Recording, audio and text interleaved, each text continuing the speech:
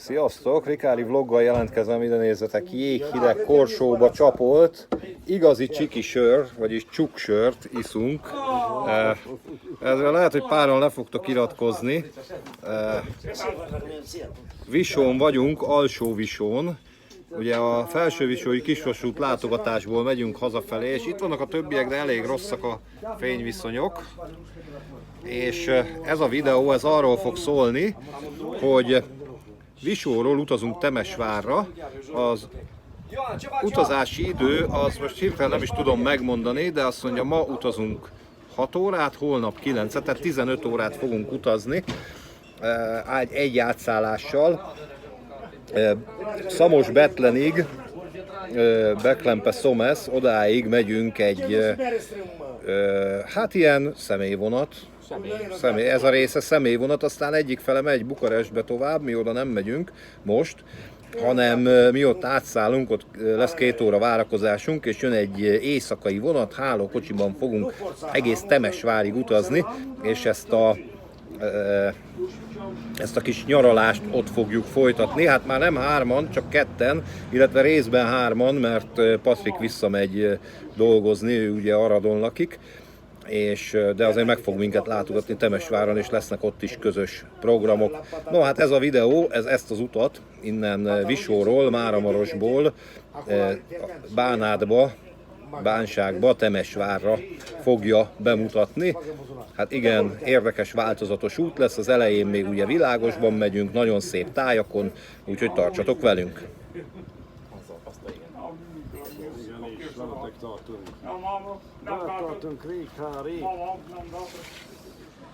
Itt az Ivóval szemben van az alsó visói állomás, egyébként ez egy elágazó állomás, és hát csak az elágazás az már gyakorlatilag nem működik, ugye az megy felső Visóra, vagy ment valaha, és onnan tovább Borsára a vasútvonal, de hát ez az összeköttetés már nem létezik, a vágányok megvannak, de Ebek 30-adjára van a vonal.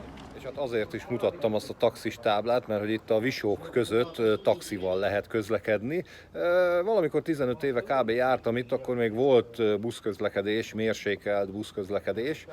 Most taxikkal lehet közlekedni, de egyébként viszonylag mérsékelt árakon, tehát baráti áron szállít a taxi. Van is rá kereslet ebből kifolyólag, hogy elérhető áron van, de egyébként tervezi a város, a felső Visó, nem az alsó, ha jól tudom, hogy elektromos buszokat vesznek, és azok fognak itt a környéken közlekedni, de hát ez még a jövő zenéje, meg ezek még csak a tervek. A mi tervünk pedig az, hogy megyünk oda az állomásra, mert nem sokára érkezik a vonatunk, és fel fogunk ülni, és nagyon szép hegyi vonalon, hegyi pályán fogunk közlekedni, amiből szeretnék nektek szemelvényeket megmutatni. Túl sok vonat nincs a környéken, ezen a vonalon, úgyhogy elég nehéz a térséget elérni. Tulajdonképpen 2 pár vonat közlekedik végig a vonalon, és innen Visóról Máramarosszigetre ott van még azon kívül 1 vagy 2 pár, tehát ennyi az egész napi forgalom, úgyhogy nem olyan könnyű itt közlekedni.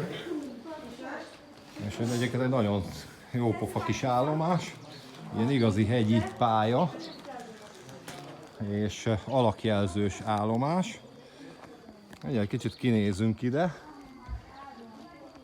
rátekintünk itt az alakjelzőkre, itt érkeztünk tegnap előtt, és most megyünk ugye tovább, itt a hegyek között. Ott a távolban láthatóak az alakjelzők.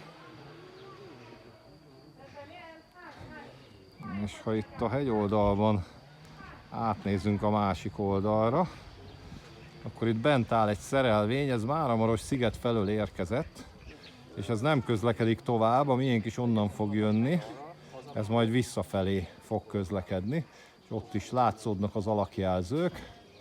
Talán, hogyha egy kicsit ráközelítek, egy Sulzer mozdonnyal van itt a történet, ugye ez egy nem villamosított vasútvonal, és ha kicsit ráközelítek, akkor egyenesen megy egy vonal és jobbra, mi a jobbra vonalon megyünk, az egyenesen levő vonalon pedig hát nincs közlekedés, az menne Felső Visó Borsa felé, és ha jobban megnézitek az alakjelzőket, épp Patrikékkal beszéltünk róla az előbb, hogy ugye a kijárati jelzők azok általában egy karral mutatják a szabad kijáratot, de mivel itt két vonal van, ezért két kar van. Ugye ha egy karral az első vonalra, két karral a második vonalra szabad a kijárat, de most mindegyik jelző megálljelzést mutat, érthetően, hiszen még nem érkezik a vonat. Megnézzük az állomást, mármint az állomás épületet, a felvételi épületet innen a vágányok felől is. Jó pofa épület. Idefelé már láttuk, de lehet, hogy ti azt a videót később fogjátok látni, mert hogy az a kamerával készült, nem az iPhone-nal.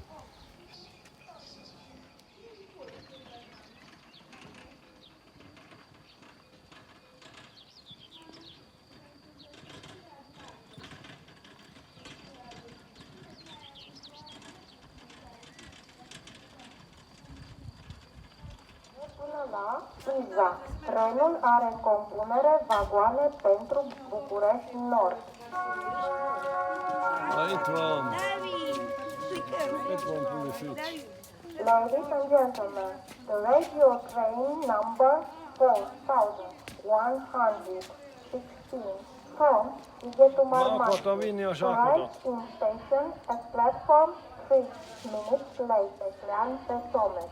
The first stop is at Iza. The train contains cars for București Nord.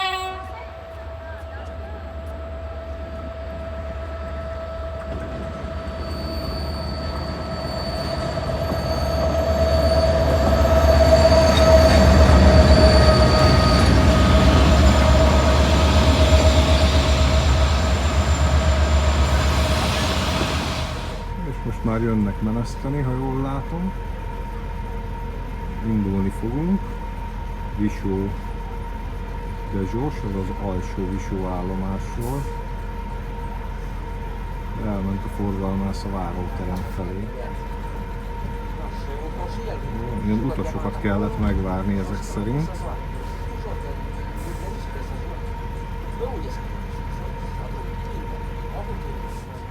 Na most már tényleg jönnek meneszteni. Ott van a tárcsa is a forgalmásznál. Megemelte, és indulunk. Itt Romániában csak egyszer szokták megemelni a tárcsát, és minden indulásnál a vonat induljelzés, gondolom, egy függjelet, egy sípjelet ad, vagy kürtjelet. Most a kihaladást azért veszem föl, mert hogy ugye itt van az elágazás.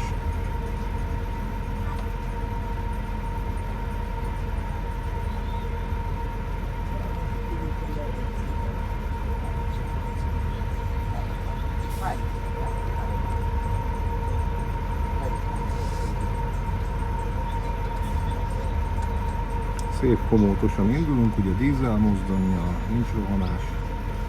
Itt az egész vonal nem rohanós egyébként. Mindjárt megmutatom a menetrendet. 80 valahány kilométert fogunk megtenni.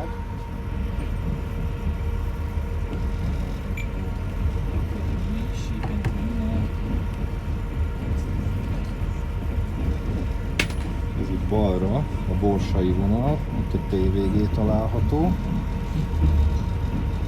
Az, amit ott láttuk, az egy tolatásjelző van, az egy kiágazás, és ez a közelebbi, ez a vonal, így használatunk kívül van, mi meg kanyarodunk el jobbra a hegyek közé.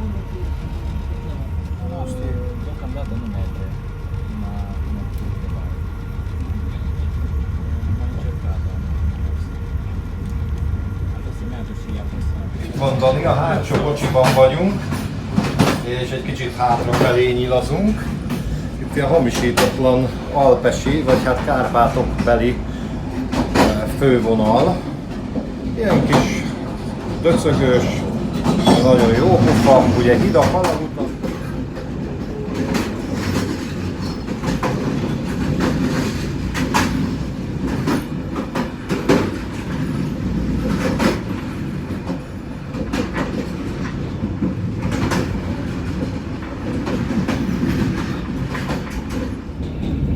Dani így áll egy kortyot.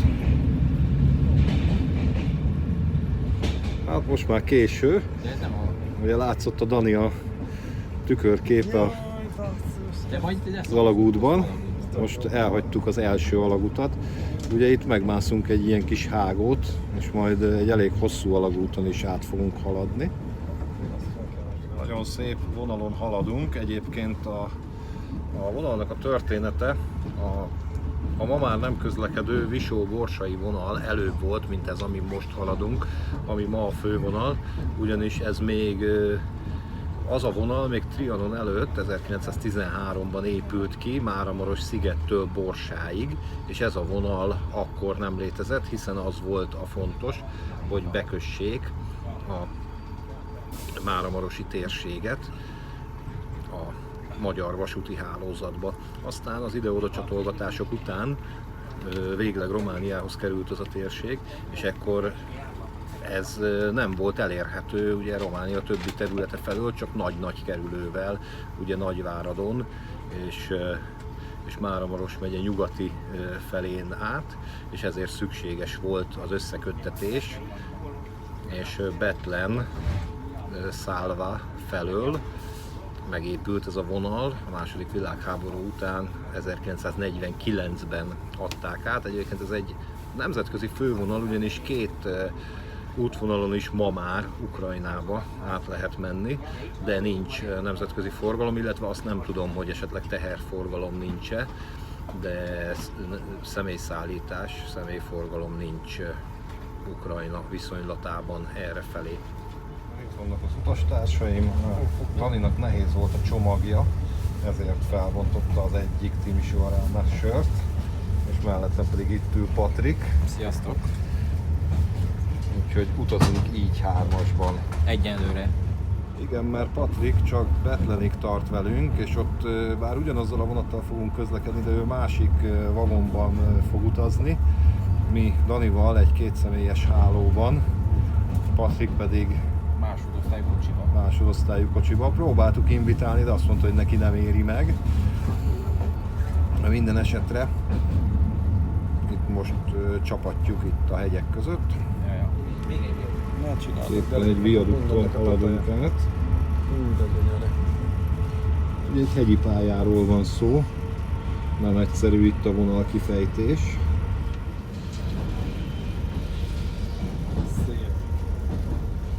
Itt látszik a menetrendünk a másik telefonon. Hát képernyőképből, mert hiába múltkor megtartotta az alkalmazás. Közben jobb inkább a tájat nézni. Gyönyörű viadukton haladunk át.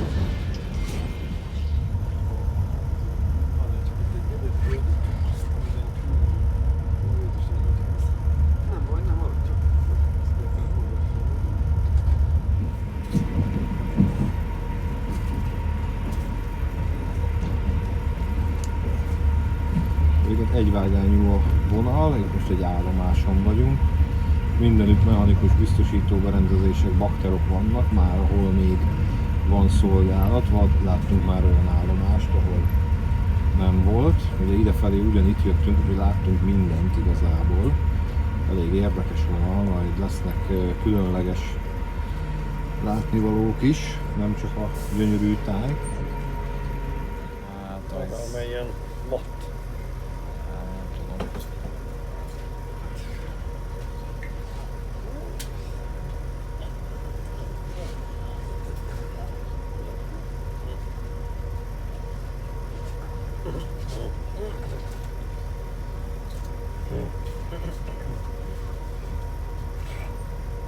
Azt, milyen jó volt ez a hátizsák könnyítés.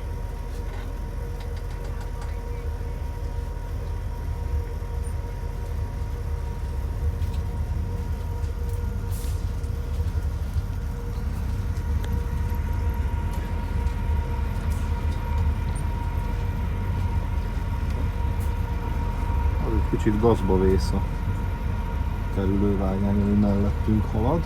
Nem nagyon szokott, ha van is vonatkereszt, akkor ezek szerint a másik oldalon lévő vágányon.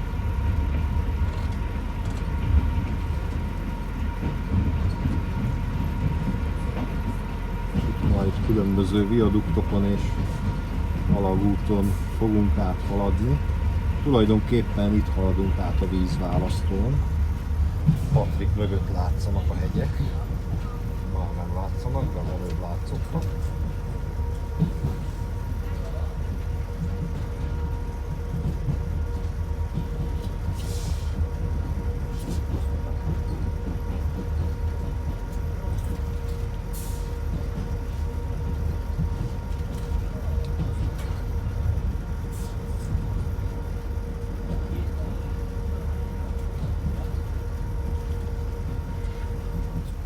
Amúgy egy terves másodosztályú kocsiban ülünk, megy a légkondi, úgyhogy elég kellemes a klíma.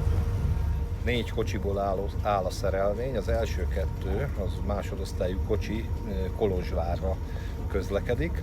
Utána van egy hálókocsi, ami Bukarestig megy, és ez a másodosztályú kocsi is Bukarestig megy, ahol mi leszállunk Beklemben, vagyis Szamosbetlenben, ott fogják szétakasztani a vonatot, de mi ugye nekünk egyik sem jó, tehát mi a Temesvárival fogunk tovább menni, ami egyébként Jasiból Jászvásárról jön, de ezt majd később.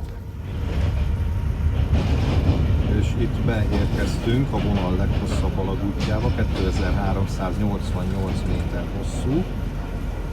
Ez még nem az. Akkor a következő. Mindegy, az is jönni fog, nem sokára. 2388 méter hosszú alagút lesz, ami Romániában a harmadik leghosszabb. És hát körülbelül 60-nal megyünk, tehát olyan 2,5-3 percig megy benne a vonat. Idáig emelkedtünk, innentől majd ereszkedni fogunk lefelé, a Szamos völgyét célozza be a vonat, ugye Szamosbetlen lesz az elágazó állomás, ami a mi célpontunk, a vonatnak nem, mint említettem. Lehet, hogy lesz egy kis tájkép.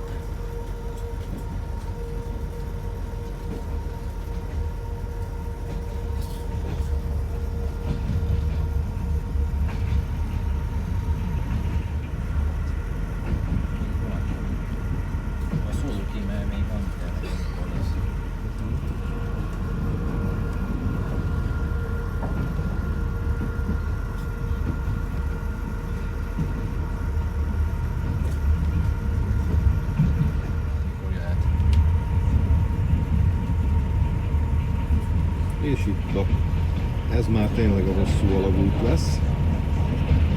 Mondtam, Románia második leghosszabb alagútja, és akkor még itt haladunk. Addig mesélek nektek a vonal forgalmáról.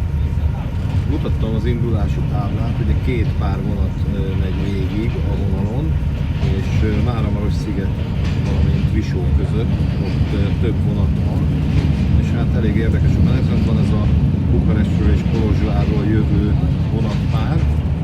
Ez jön reggel fölfelé, Máramarossziget felé, és este vissza. A másik vonatpár az érdekesebb, mert az este jön fölfelé, és éjszaka megy vissza, ez Kolozsvárról jön. És akkor ezek a szerelvények vannak valahogy beforgatva ezekben a plusz Máramarossziget-Visó vonatokba. Közben itt jó hosszan megyünk az alagúton.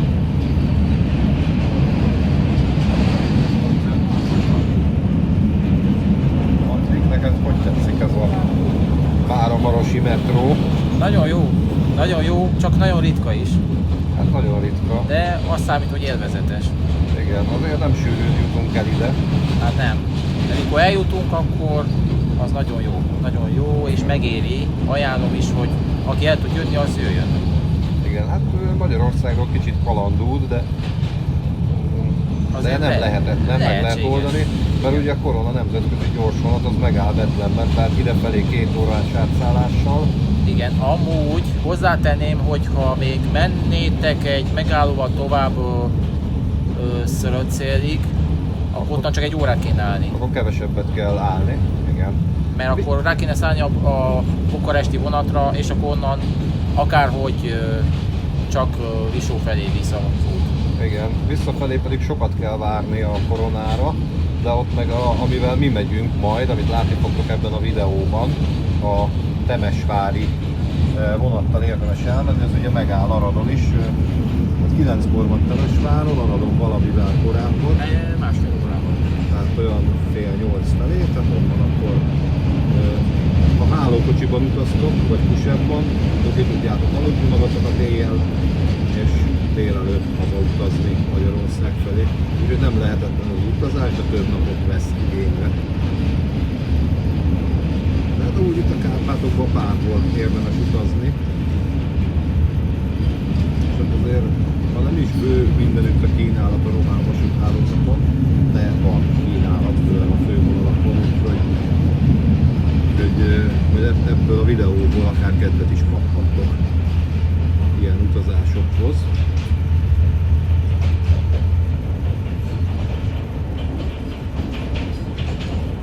Igazából ez is az egyik nem titkolt célom, hogy kertcsináló legyen, és kiértünk az alagútból, hát több mint 3 perces lett ez a snitt. Tehát tényleg egy olyan 2,5 percnél többet haladtunk az alagútba. Szép kis mechanikus sorompó. Mr. Bean leszorítaná ezt a kis kocsit az útról, vagy kis triciklit.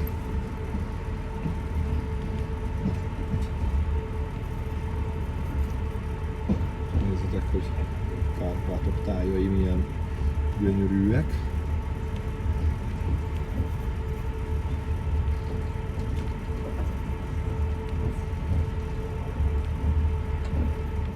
Közben Patrikot megkérdezzük, hogy hívják ezt az állomást, mert én nem tudom kimondani.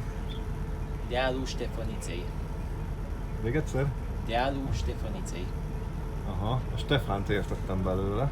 Ugye nagyon jó pofa ívben lévő állomás, ott bal oldalon látszik a mi mozdonyunk, és szemben jön a másik vonat.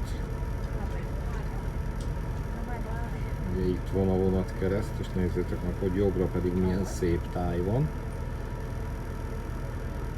Ugye ez a vonat érkezik Kolozsvárról, egyébként tűpontos, és megy. A papíron Visóig, aztán csatlakozása van Máramarosszigetig, nem tudni, hogy ami ott állt szerelvény, az megy vissza, vagy ez megy tovább, csak másik vonatszámban.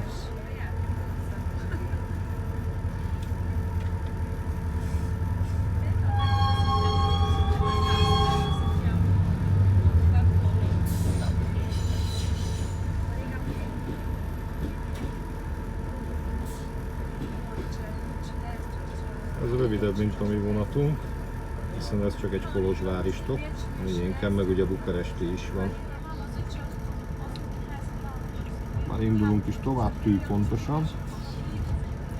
Visónál volt egy kis késésünk, valószínűleg megvártuk azokat az utasokat, de most már tűpontos a vonat.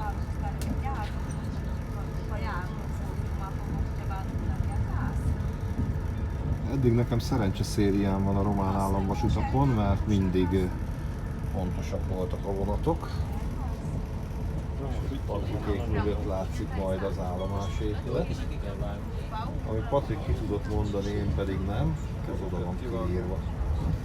Nagyon hangulatos, ilyen kis hegyi pálya, hegyi állomás. És ott látszik a mozdonyunk, meg az első kocsi.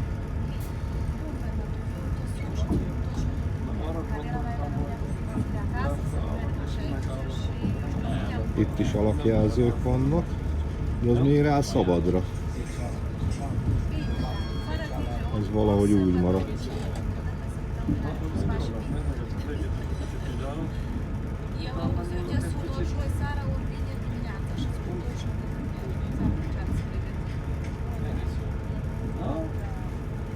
Néhol vágni kell.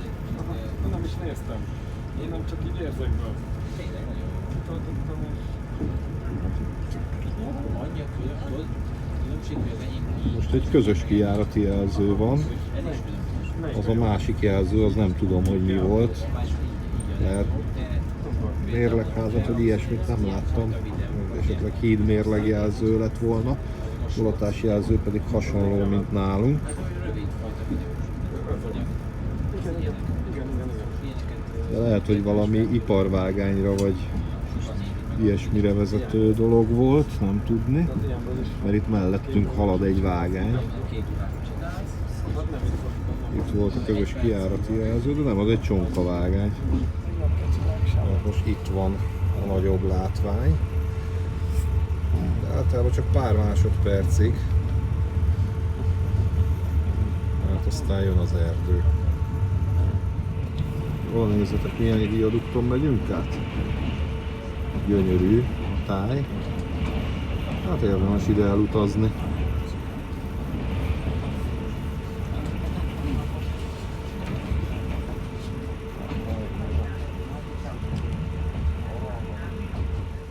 Van ilyen memóriakártyát lehet belerakni? Hogy? Memóriakártyát lehet belerakni? Hát nem memóriakártyát, hanem színkártyát. Jó, másik színkártyát. És az miért érdekes? Ja, hogy két külön szám legyen, de az még jó. Igen. Az még jó. Nem én használom. Akkor érdemes hátulról filmezni. Most van minden. Még lesz egy például. Jön az alak út. Nem biztos. Ez csak sima támfal. Nem most jönnek a kiborult vagonok? Még nem. Ha jönnek, akkor csörög az órán. Ja, hogy te azt ilyen ügyesen be. Ott te nagyon rendes gyerek vagy. A kecskelegelők, hogy itt kitaposták a Birkák hegyoldalt ilyen kis csikokra. De nézzetek, itt megálltunk egy megállónál, gondolom, hogy volt állomás, és egy óriási víztorony található.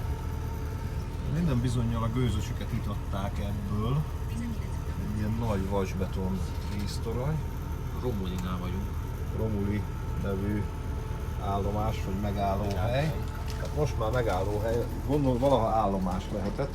Itt ugye a hegyi pálya miatt itt ugye itatni kellett a gőzösöket, mert ez ette a gőzt, és hát nézzetek meg, hogy tulajdonképpen elhagyott az állomási épület, teljesen ki van belezve. Itt látszik is a másik vágánynak a helye mellettünk.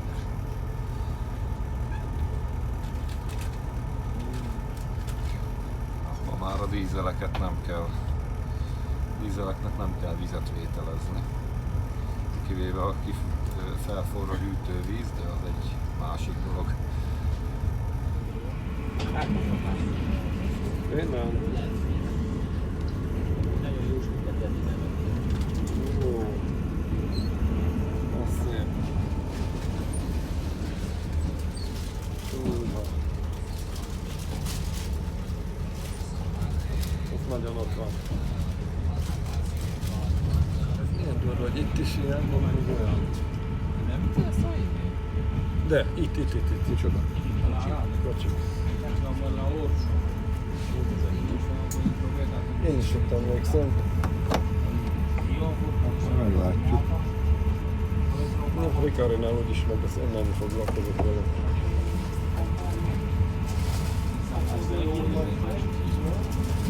Szerintem egy másik volt. Igen, nem áll. És most bemegyünk megint egy alagútba. De ott is volt. Ja, ott még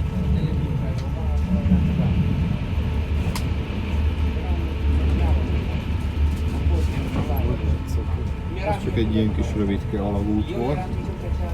Nagyon hangulatos ez a hegyi pálya van, annyira hangulatos, mint a kisvasút volt, ahova tulajdonképpen utaztunk, ahonnan most megyünk visszafelé.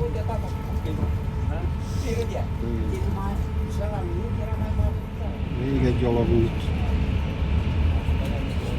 Összesen 5 alagúton haladunk át. Most nem tudom, hogy a videóban mindegyiket felvettem-e. Volt ugye az a hosszú, és 4 rövidebb, és számtalan viadukton. Hát egy ilyen hegyi vasutat megépíteni az nem volt egyszerű, és biztos nem került kevésbe.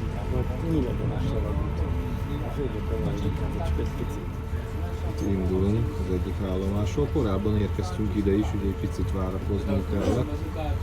Nagyon hangulatos állomás. Fiat a neve. Közben átnézünk itt a Dani a túloldalára, akkor már nem látunk semmit, mert ismét visszajöttek a fák, de nagyon szép völgy található arra.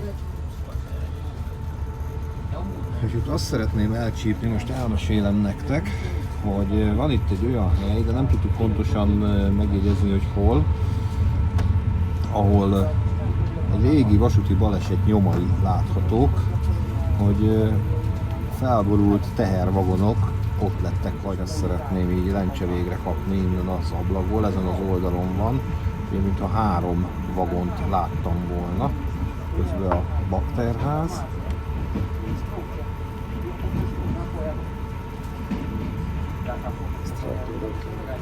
És nézzétek meg, hogy milyen komoly védművek vannak.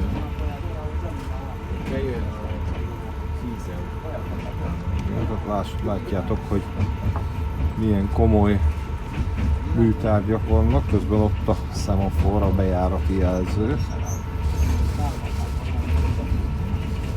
Már megy le a nap, de azért még a hegyek teteje napfényben van. Itt vannak a vagonok, itt láthatóak, 2-3, itt a hídnak a korlátja is el volt hajolva, hát azt még azóta sem állították helyre. Hát tényleg csak egy pillanat alatt elhaladtunk mellette.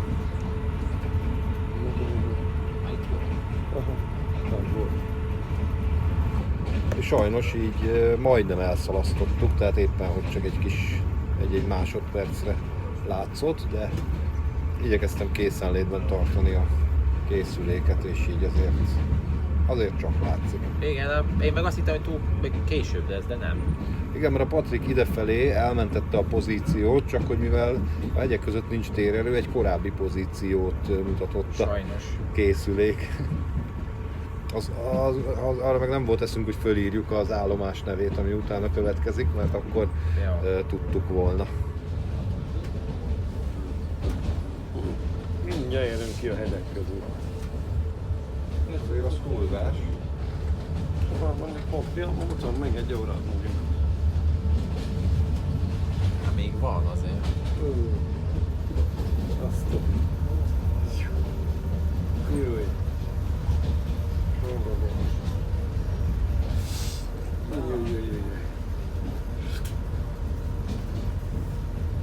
Júj. De szerintem nem is arra megyünk, mert erre megyünk.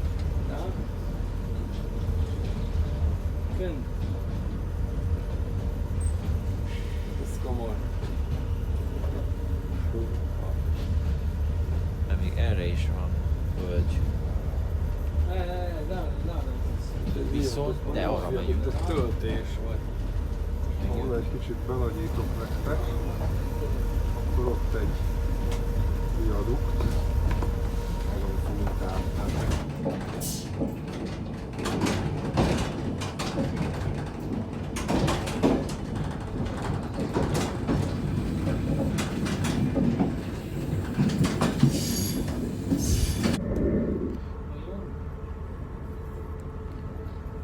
Ilyen kis PFT célra félretett vagon, és ilyen kis pályakocsik.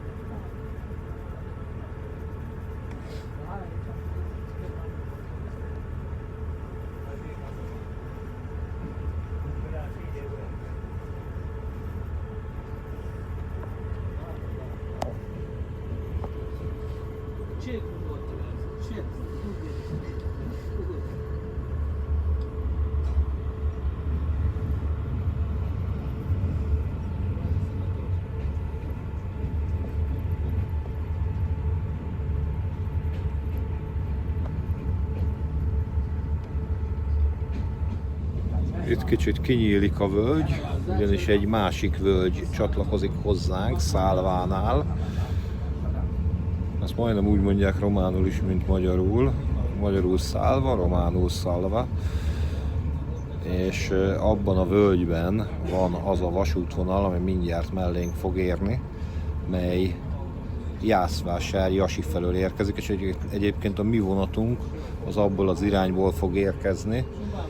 Tulajdonképpen, ha nagyon akarnánk, át is szállhatnánk, de mivel a hálókocsis jegyünk az csak Bethlentől szól, ezért ott fogunk átszállni.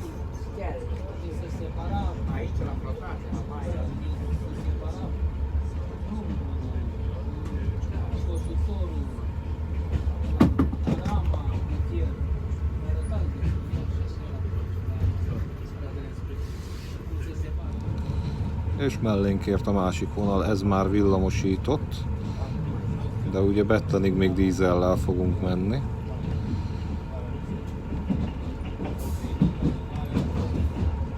És járunk be a szálvai állomásra.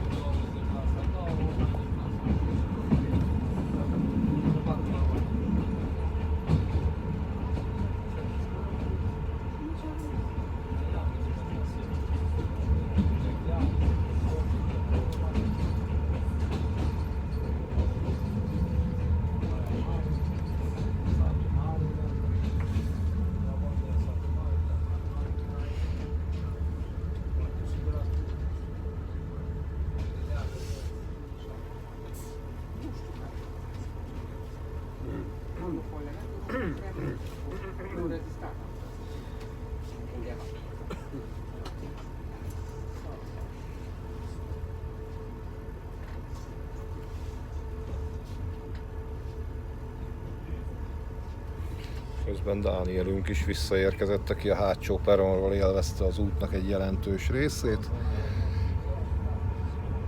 Mi pedig innen élvezzük tovább.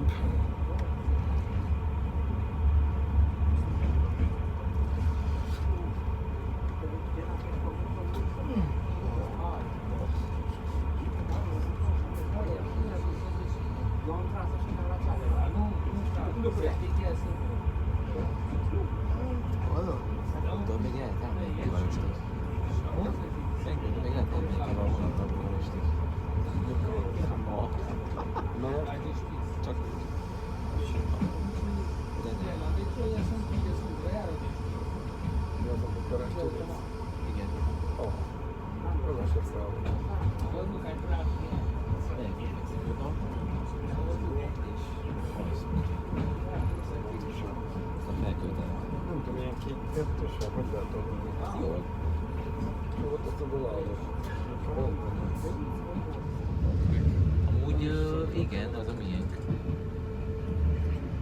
Megkanyarul.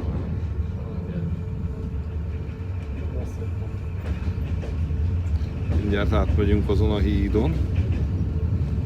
Ez melyik folyó, Patrik? A Nagyszamos.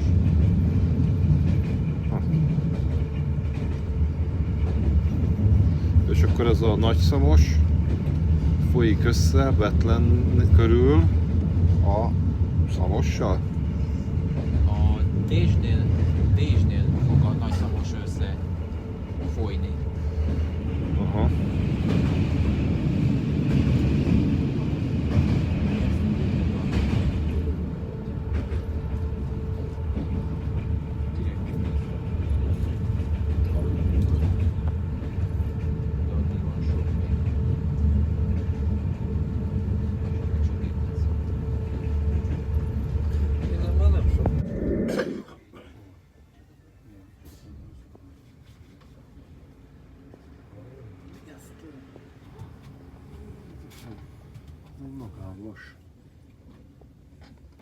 Közben itt egy ilyen magánvasúti Deutsche Bahn-tól, Németországból érkezett vonattal kereszteztünk. És nem sokára megérkezünk Szamos-Bethlenbe.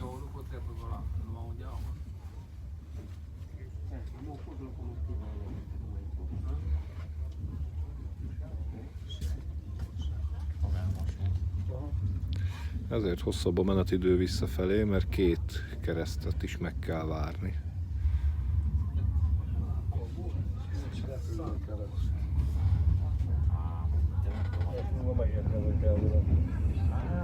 Jobb, ha összeszedjük magunkat. Még lesz egy megálló. Nem bamoly. Nem bamoly.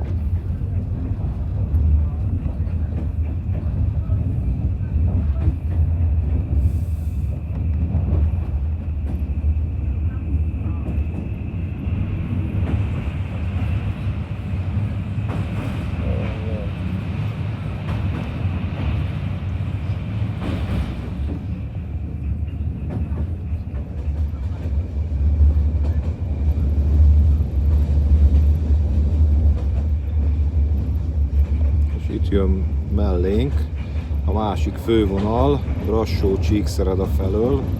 Annó mondták Székely körvasútnak is. Most ebben a történelmi részében nem annyira akarok belemenni, ugye a bécsi döntés után, amikor Észak-Erdélyt visszacsatolták Magyarországhoz, csak belemegyek, akkor ugye Marosvásárhely felé lehetett menni, most nincs előttem a térkép. Az a lényeg, hogy ezt az egy része a hálózatnak el volt szakadva a magyar hálózattól. Tehát kicsit hasonló a történet, mint itt, ahol utaztunk, csak az magyar szempontból, és akkor kötötték össze ezt a vonalat, a Szeretfalva-Déda vonal, ugye ennek a része. Hol vagyunk? Várjál, keresem. Becklen ott fent. Itt van Becklen, És az a és a Déda, az meg ott. Szaratel Déda, ez épült akkor, mert igen, Marosvásárhelyre nem lehetett eljutni a magyar hálózatról. Megérkeztünk Betlenbe és öltözködünk, mert hogy most már a rövid ujjú az nem dukál, hiszen esteledik ránk, és kezdünk fázni. Itt a betleni állomás, mögöttem Szamos-Betlen. Amikor idefelé jöttünk, nem volt ekkora élet, most itt van a büfé is, meg egész sokan vannak. Abból az irányból érkeztünk. És mindjárt mutatom, hogy itt áll a vonatunk. Már ketté szedték, az első 2 kocsi megy Kolozsvárra, de szembe fog jönni egy másik vonat Szatmár-Németi felől, és összeakasztják a mi vagonjainkkal, mi itt a legutolsóból, a felénkesőből szálltunk le, és úgy fog visszafelé menni a másik vonalon, amit az előbb mutattam. Ugye Szeretfalva, Déda, Brassó, Bukarest felé. Csíkszeredát kihagytam, bocsánat. Közben ide mögé érkezik egy személyvonat is.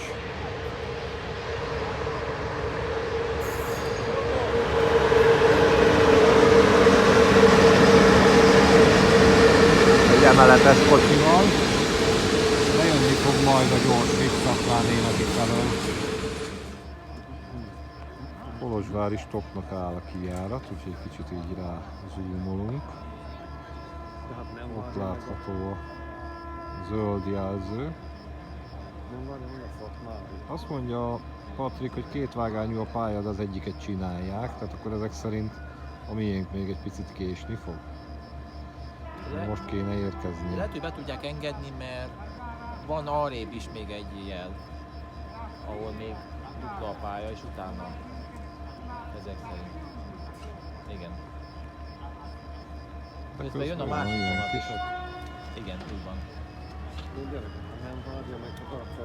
De még van egy jel valahol arrébb.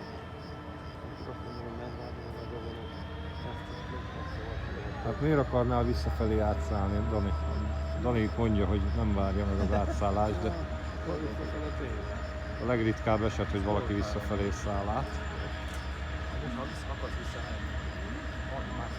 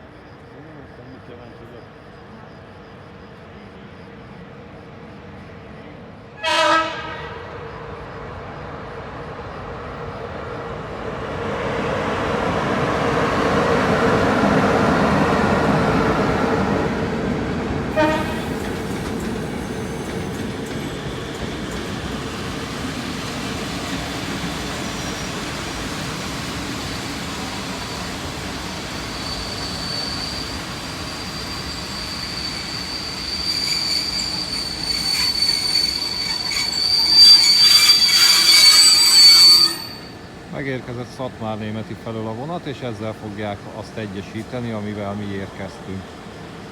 És úgy megy tovább Bukarest felé, mint ahogy már az előbb mondtam. Talán neki a tolatófény, és húzzák ki a szerelvényt. Ez a fehér az a tolató, ugye azon a jelzőn nincs vörös.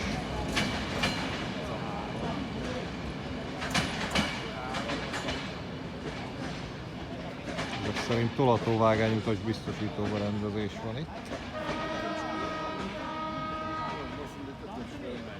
Éppen fel akartalak hívni. Ennyi? Na, képzeld el, hogy itt vagyunk.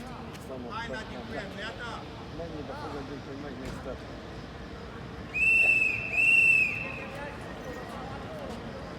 Még zászlóval tolatnak, nem rádióval. De van rádió is nála. Csak integetni is kell ezek szerint.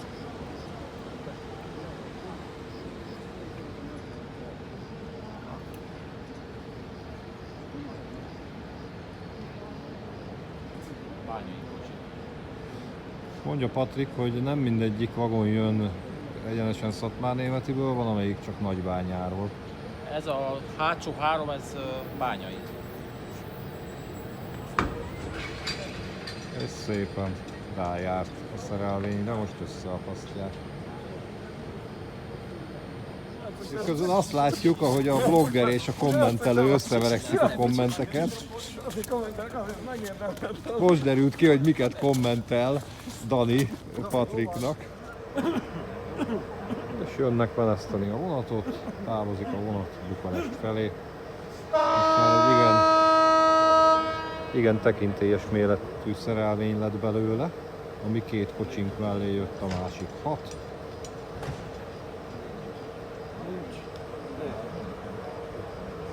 Három másodosztály, 3 kusett és 2 hálókocsival közlekedik.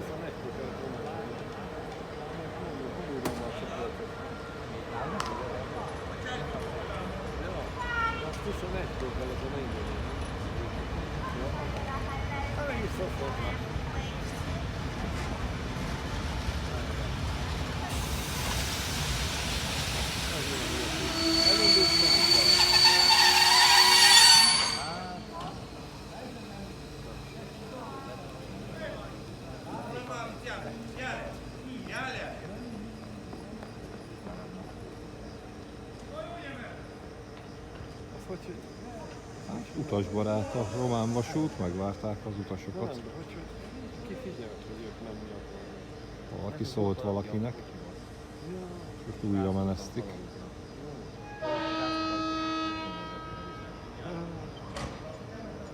És újra elindul. Miért családtam?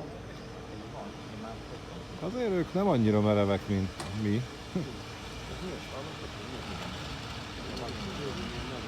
Az utolsó 2, amivel mi jöttünk, ugye a háló és mi meg az ülőben érkeztünk. És ugye a állomás épület, a román zászló, uniós zászló, az óra és a Beklempe Somes felirat.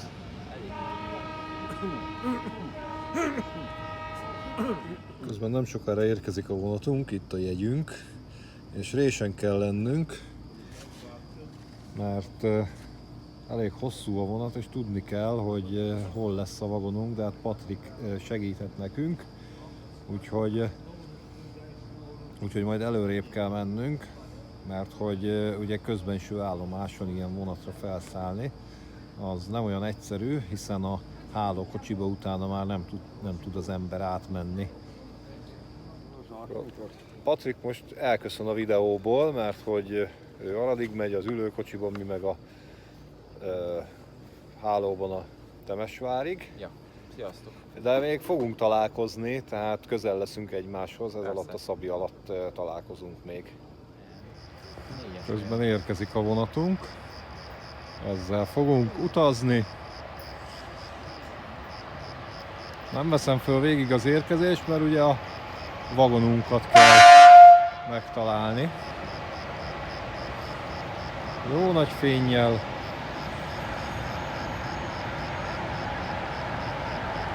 Melyik a második, a miénk? Igen.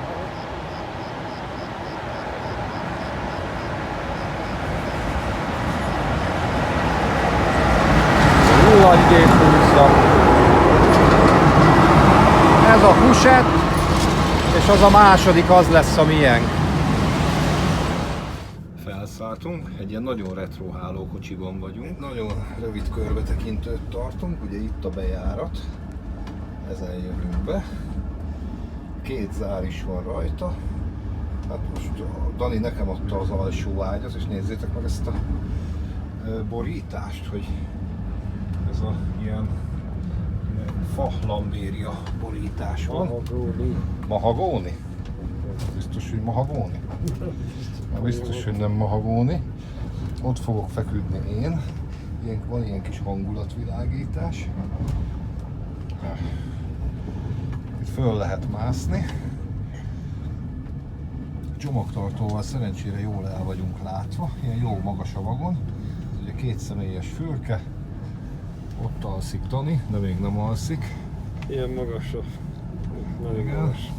Ott fönt lehet, hát a Dani azt mondta, hogy ez egy ágy, de az ágynak kicsi a harmadiknak. De biztos, hogy lehetett helye itt harmadik ágynak, hiszen ott van a tartója. Itt a száma. És száma is van neki. Ezek a különböző vészfékfogantyú, meg egyéb dolgok. Ott a csomagom. És amit még megmutatok, hogy itt a létre mögött van egy ilyen kis szekrényke. Ugye kaptunk egy vizet és tisztasági felszerelést. És ha ezt becsukom, nagyon retro, akkor ugye itt van a kis mosdó, ilyenkor asztal, ahogy föl lehet ezt nyitni, csak nem tudom melyik irányból. És ugye itt van a kis mosdó, itt lehet tisztálkodni. Jaj, azt majd reggel, ébredés után. És nézzétek meg, hogy itt ilyen tekerős ablak van, vagy ez micsoda ez a tekerő, ezt nem tudom, hogy a sötétítőt lehet tekerni vele? Hát nem tudom, de a kezemben maradt. Így ha tekerem, akkor ott az ablak elkezd kinyílni. Na ezt majd világosban megmutatom.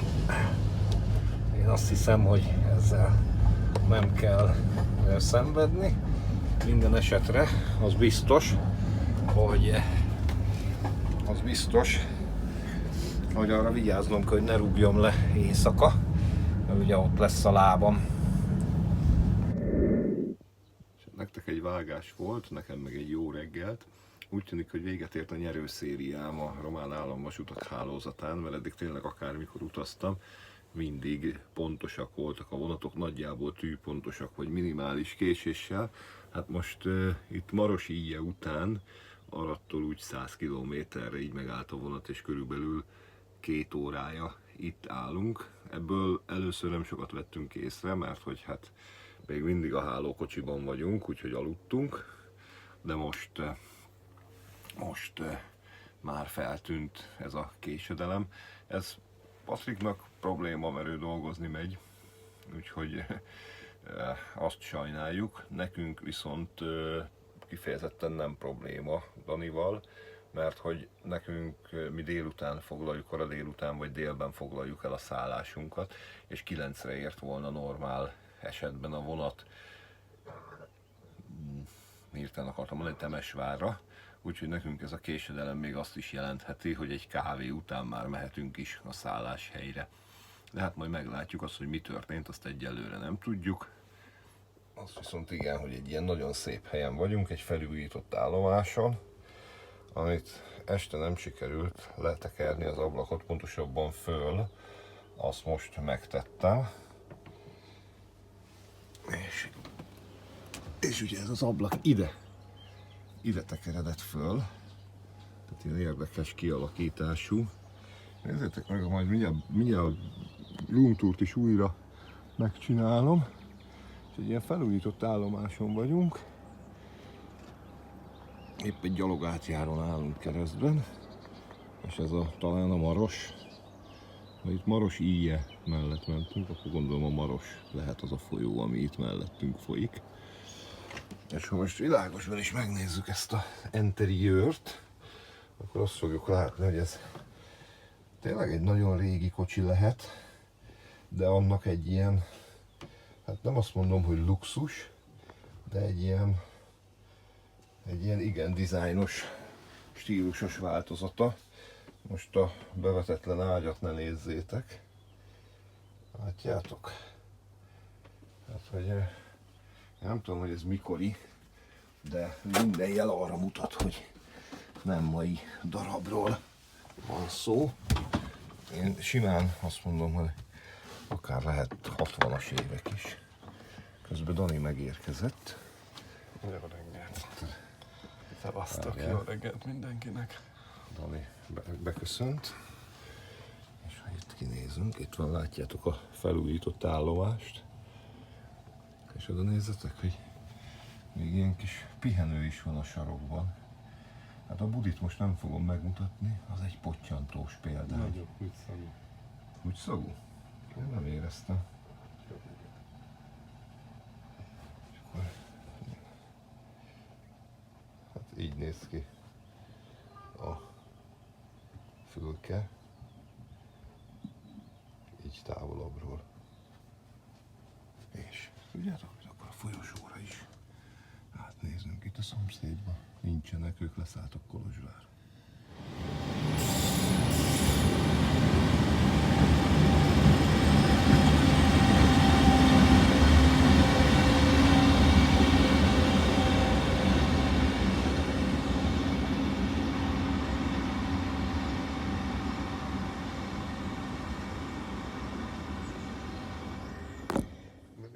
Történések tekintetében a tippem az egyébként, hogy valószínűleg a mozdonyunk rohadt le, és érkezett egy segélygép, mert itt az előbb mozdonyokkal tili-toli volt, és mintha úgy láttam volna, hogy az előbb nem volt rajtunk mozdony.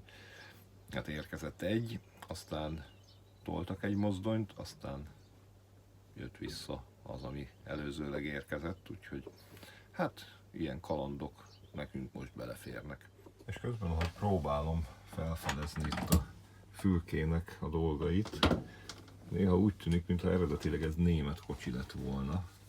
Tényleg, ha így megnézitek a bizonyos sarkokat, akkor nagyon látszik, hogy ez igen régi darab. Lehet, hogy valami korábbi német hálókocsit vásároltak meg, itt is a német felirat az első. Lehet, hogy ez eredetileg nem is a román államvasutak flottája volt, hanem úgy vásárolták meg. De nagyon jó kis darab. Némi ellenfényben Dani megszerelte a hálókocsit. Ugye nehezményezte, hogy itt az ágyú, a felső ágy oldalán nincs ilyen leesésgátló rúd szerkezet. Helyette van ez a karabíneres történet, amit így innen Két le tudok szépen szállni. Így. beakasztva. Várjál, most pont nem ott volt a kamera. Bocsi. Így le lehet nyitni és csúr vissza. Ide csak így. Csak hogy lássák a nézők is. Ezt ide bekattintjuk. Ezt ide bekattintjuk, így. És akkor nem esünk le. És akkor fekszünk le és alszunk. És alszunk tovább, mert hogy a vonat egyelőre nem megy sehova. Közben valami furcsa tolatási mozgást végzünk, az is lehet, hogy nem is a mozdonnyal van gond, hanem valamilyen kocsit soroznak ki, minden esetre kihúzták a szerelvényt az állomásról, és most visszatolták. Már megörültünk, hogy elindultunk, de hát még nem. Egyébként az előbb mutattam a német feliratot, de nem mondtam, hogy mi van ráírva, eredetileg klímás a kocsi, de most nem nagyon érezzük, hogy működik, hogy történne befújás, de igazából nagy szükség nincs is rá. Az nyáron derül neki, illetve ha napközben utaznánk. Most újra elindultunk, már vagy harmadszorra. Elvileg megvan minden vagonunk, tehát még kisoroztak ki vagon. Az információ szerint a gép romlott el. Haladunk kifelé, arra felé.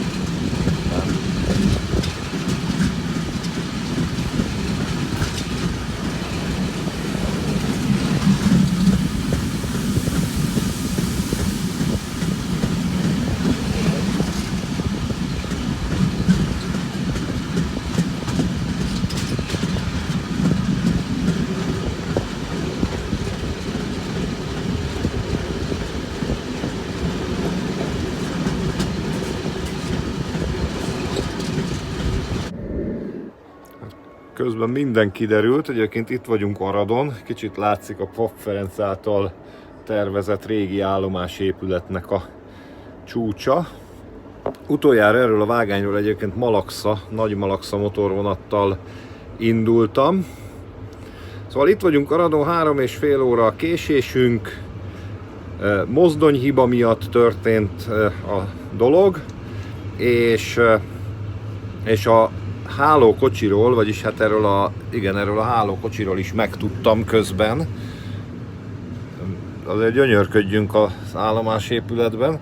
Tehát a hálókocsiról is megtudtam közben, hogy 1974-75-ben gyártották ezt a típust a Deutsche Bahn, vagy akkor még Deutsche Bundesbahn részére,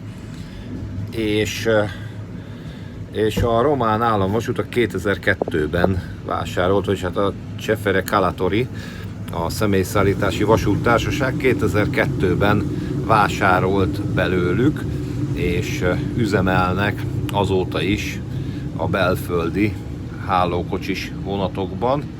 Még egy ilyen kis körültekintést tartunk. A maga korában ez egy igen elegáns kocsi lehetett, illetve most is látszik rajta ez az elegancia, csak hát ez kicsit megkopott. És ha már itt vagyunk, megpróbálok egy kicsit kinézni. Nem tudom, hogy ezt az előbb mutattam-e, hogy a folyosón kinéztünk-e. Egyébként ide is érdemes kinézni, mert erre lesz a fűtőház. Itt kinéztek, itt látszik a folyosó. A szomszéd fülkéből már leszálltak, már Kolozsváron, de látszik, hogy több fülke nyitva van és üres. És itt a végén a folyosónak van egy ilyen kis pihenő, nem tudom, hogy ez a kalauznak van, én úgy tudom, hogy neki van külön fülkéje. De lehet, hogy a WC-re meg a való sorbaállásnál lehet itt pihengetni, ennek igazából a célját nem tudom. De még egy ilyen jó kis lámpa is van. Itt látszik az útirányunk. Hát ez a visszafele útirány. Mi ugye nem Jasiból jöttünk, hanem csak innen, Betlenből, így végig Temesvárig. Ezt majd gondolom megfordítják ezt a táblát. Az nem tudom melyik vonal, de tudom, hogy melyik vonal, azon jöttünk, ugye Kolozsvár felől, és innen akkor lehet, hogy nem látjuk a fűtőházat, mert az lehet, hogy a másik vonal túloldalán van. Még egyszer meg fogunk állni.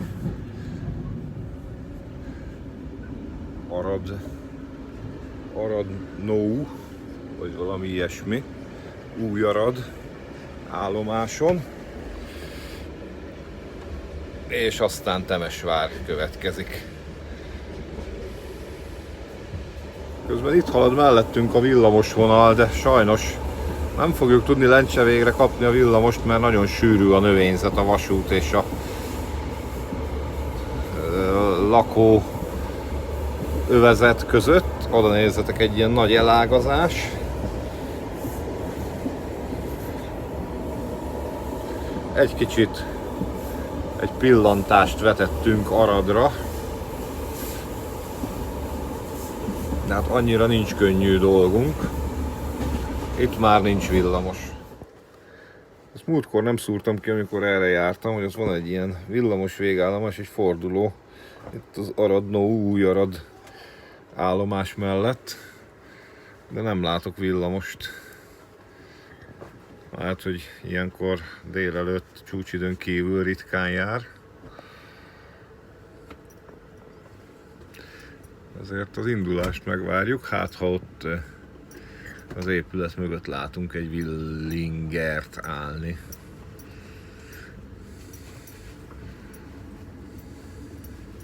Vagy éppen jönni. De az aradi villingerekkel egyelőre nincs szerencsénk. Itt egy mérlegház, ott egy kocsma. illetve inkább ilyen kis trafik, csak a hátuljában voltak padok. Na ott jön egy Willinger, erre most rázúmolok. Egy ilyen zöld, hát a Market kitakarta, úgyhogy egy másodperccel lehetett csak látni.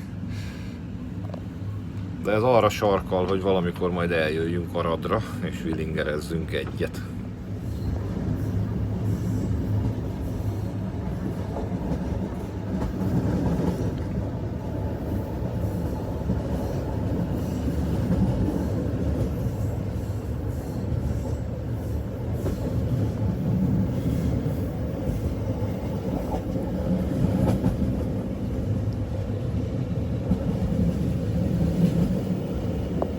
Dani bemutatja nekünk, hogy hogy működik ez az ablak.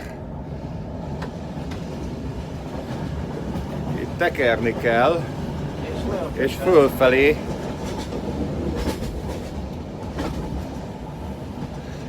Ugye próbáltam itt egy snitben megmutatni, de hát nem tudom, ott éjszaka egy kézzel, a másikban a mobillal ez nem annyira sikerült, úgyhogy így működik ez a történet.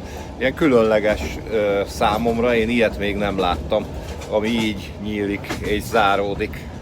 Dani nem bírt magával, és megmutatja, hogy hogy kell egyben nyitni a szomszédos háló fülkéket. A szomszéd fülkében pont nincsenek, mert ugye, mint mondtam, már Kolozsváron kiszálltak, úgyhogy Dani, akkor mutasd be nekünk. Ugye egyrészt itt a szőnyeget kicsit föl kell hajtani, mert nincs a csefere erre fölkészülve. És ezzel a két fogantyúval az mindkét oldalon ki kell nyitni, tehát csak akkor lehet összenyitni, ha mindkét fülkében ebbe beleegyeztek, és már is nyitva van a fülke. Ott fönt van egy válfa, és abban akad el, azt szerintem vegyük le. Fönt egy válfa lóg rázom.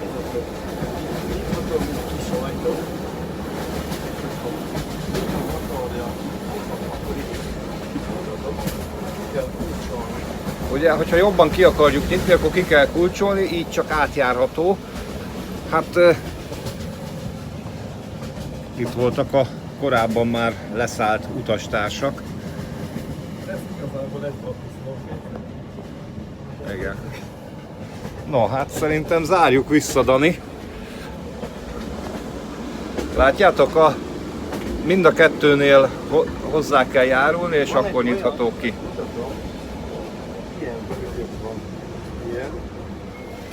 Ez a másik oldalon is van így. Igen, a két bütyök. Akkor működik, hogyha megkapja mind a két oldalról a jóváhagyást. Igen, de most akkor zárjuk vissza. Nehogy itt valami atrocitás érjen minket a tekintetben, hogy a hálókocsit. Bevárjuk, hogy nehogy meglepjenek. Így van. És kész vagyunk, visszahelyezzük a szőnyeget, és visszarendezzünk mindent eredeti állapotában.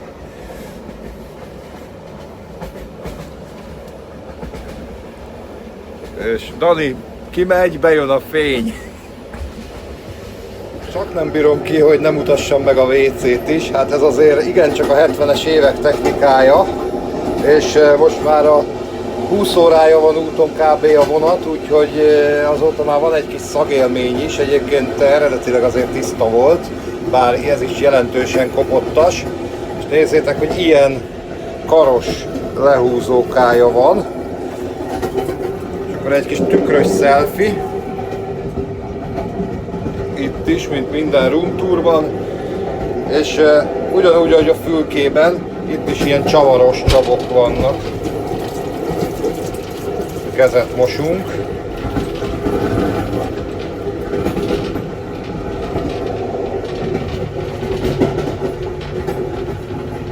Itt közeledünk Temesvár felé, és egy óriási rendezőpályaudvar mellett fogunk elhaladni, amit láthatóan mérsékelt használatban van, és itt ilyen nagyon, legutóbb amikor erre jártam, nagyon érdekes elhagyott vagonokat láttam, még ilyen kiégett vagonok is voltak, úgyhogy ezt most megpróbáljuk megnézni. Itt mondjuk pont a Nem, hát ezek is ilyen rozsdás tehervagonok. És oda nézzetek, egy motorkocsi. Fele tudja milyen.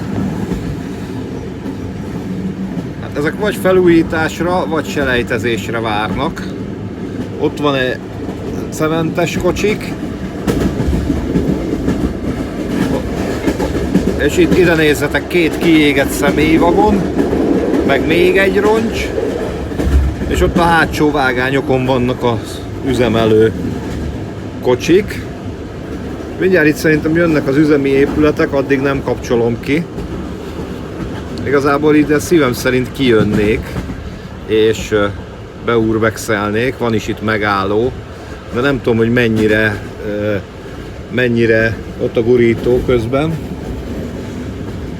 Régen itt nagyobb élet lehetett, óriási ilyen urbex valami. És ott mögötte megint számtalan vágány, de vannak ilyen fákkal benőtt kocsik is.